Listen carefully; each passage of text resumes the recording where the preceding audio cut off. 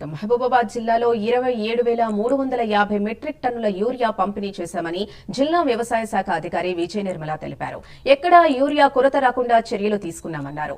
రైతుల కోసం 74 పంపిణీ కేంద్రాలు ఏర్పాటు చేశామన్నారు. అవసరమైనంత మేరకే యూరియాని వినియోగించాలని రైతులకు సూచించారు. రసాయన ఎరువులు, యూరియా అధికంగా వాడటం వల్ల పంట దిగుబడి అధికంగా వస్తాయనేది అపోహ మాత్రమే అన్నారు.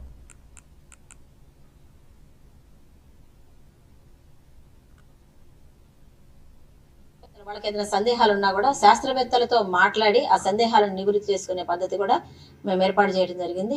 వీటన్నిటి ద్వారా కూడా రైతులకు ఎప్పటికప్పుడు వాళ్ళని పర్యవేక్షిస్తున్నామండి. మనకి యూరియాలో కూడా మనకి చాలా వరకు చాలా మంచి స్టాక్స్ వచ్చినాయి. ఇప్పటి వరకు కూడా ప్రాబ్లం లేదు. రైతు సోదరులు ఏంటంటే ముందుగా లేదు అనే ఉద్దేశంలో ఉన్నారు, కానీ ప్రాబ్లం లేదు. ముఖ్యంగా ఏంటంటే ఫస్ట్ ఏమైందంటే మనకి రామగుండంలో RFCL కంపెనీ ఉందండి. అక్కడ మ్యానుఫ్యాక్చరింగ్ యూనిట్ ఉంది. అది మనకు కావలసిన ఎరువులన్నీ కూడా మ్యాక్సిమం రామగుండం నుంచి వస్తాయి. అది మనకి మధ్య మధ్యలో చెడిపోవటం వలన ఆగస్టు 14 నుంచి అసలు పని చేయకపోవటం వలన మనకి యూరియా ప్రాబ్లం వచ్చింది. అయితే మనకి వేరే దేశాల నుంచి వేరే రాష్ట్రాల నుంచి తెప్పించడం వలన ట్రాన్స్పోర్ట్ లేట్ అవ్వటం వల్ల మాత్రమే ప్రాబ్లము. ఇప్పటికి ఆ ప్రాబ్లమ్స్ అన్నీ కూడా క్లియర్ అయ్యి ఇప్పుడు రెగ్యులర్గా మనకి